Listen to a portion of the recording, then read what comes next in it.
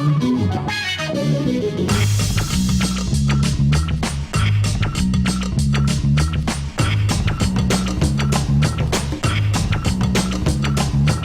shocked by the tone of my voice.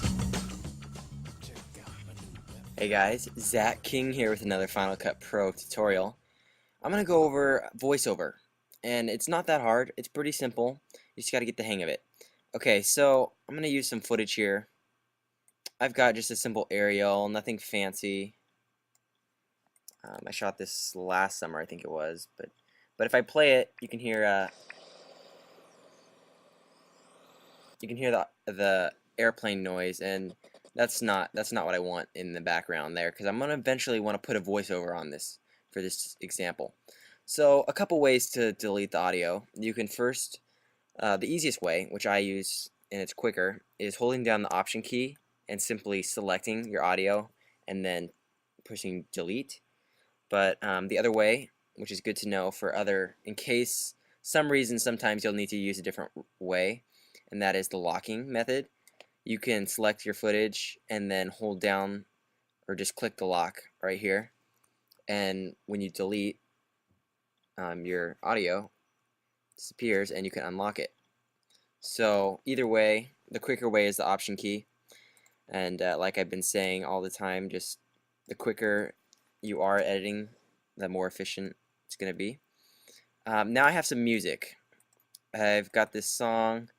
There's a couple ways I can add it in. I want to take the beginning of it, and so I can select an endpoint, and I can guess, here's a good out point just by looking at the wavelengths. And if I know that's what I wanted, just drag it in, and Shift Z makes you lets you look at the entire project. So I don't want it that long. I can either cut it here, or I could have dragged it back like that. Either way, I'm just gonna cut and delete. So okay, I've got the song coming while the aerial's going. Now I want a voiceover. So that's pretty simple. Come up to your tools, and your voiceover is right here.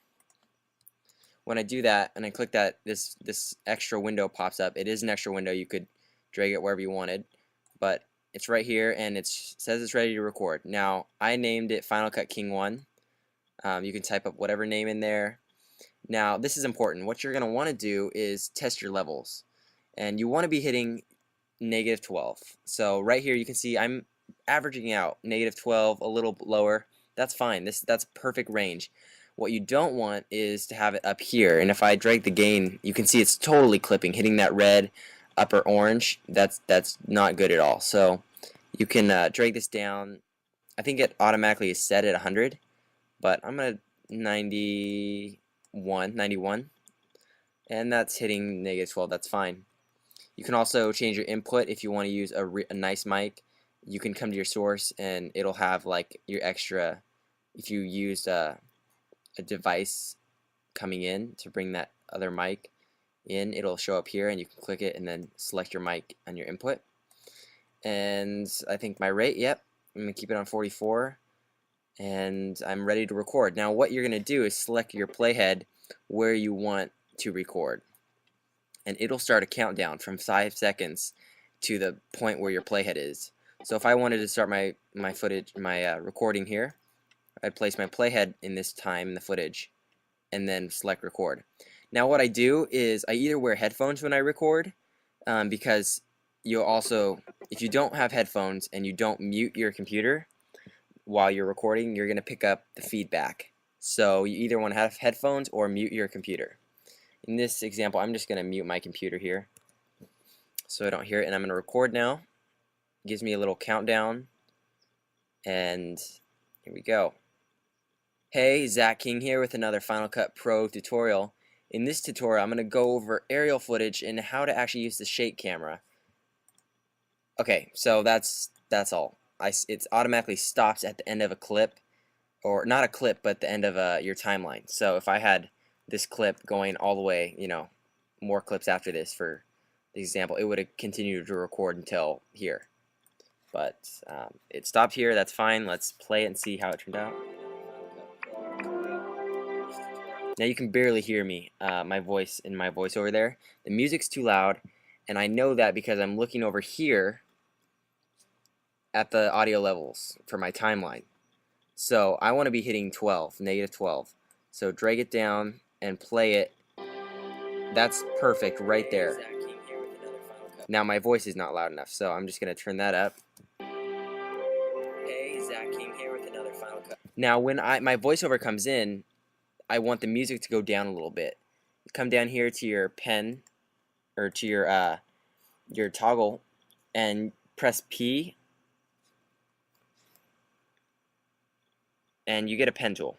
So I could, right here, if I zoom in a little bit for you, and I press P, I could change my wavelength, or my audio levels, to go down right when my voice comes in.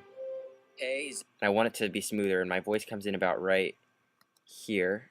So, hey, Zach King here with another Final Cut Pro. So let me start over, turn it up a little. Hey, Zach King here with another Final Cut Pro. That's pretty good. Now I can keep adjusting these, and by the way, the N key, which I've told you about before, does make it so you can go anywhere and not snap. If I press N again, it'll snap to certain places. So there you see it snaps at the bottom, so turn N off, and there. So, hey, Zach King here with another. I still want the music to be heard, so maybe there. Another Final Cut Pro. Okay, and then same at the ending. If, per se, my audio ended right here, I would pop this up, the P tool, and have that go back to the same, let's see what it was at, level -7, so I usually want to bring it back to -7 again. If not, it's not letting me do that, because there we go. I'll give it a -9 for now, and drag that so it's not so abrupt. Footage. Okay, so that's the basics of a voiceover right there. Yeah, just this extra window, play around with it and figure out, you know, all these buttons do. The gain is really your most important tool here to know that you're hitting this -12. That's the most important. If you're clipping, which is going into the red and orange area, and you hear that, you hear it on some recordings, it's not good. You don't want to be doing that. So a clean recording is just hitting the -12. And same in your timeline. Make sure all your levels, your music, and your voiceovers or whatever audio you have need to be hitting -12. A little bit above is okay, and too low is okay too. But you just -12 is the right number. So try that, play around with it, and I'll see you guys later.